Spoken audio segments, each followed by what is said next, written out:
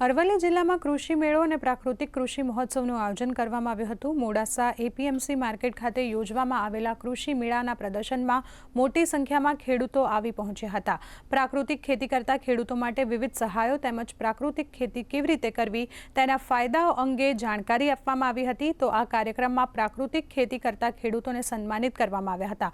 આ પ્રસંગે જિલ્લા પંચાયતના હોદ્દેદારો પણ ઉપસ્થિત રહ્યા હતા।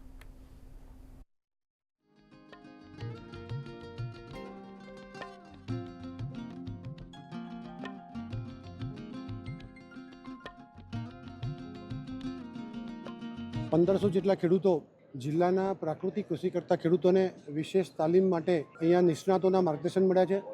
આગામી સમયમાં આચાર્ય દેવવ્રતજીનું જે સ્વપ્ન છે કે ગુજરાત પ્રાકૃતિક કૃષિમાં નંબર 1 બને, માન્ય મુખ્યમંત્રી શ્રી ભૂપેન્દ્રભાઈ પટેલ સાહેબ, કૃષિ મંત્રી શ્રી જીતુભાઈ વાઘાણી સાહેબે આ દિશામાં કામ કરવા માટેની ખૂબ મોકળાશ આપી છે।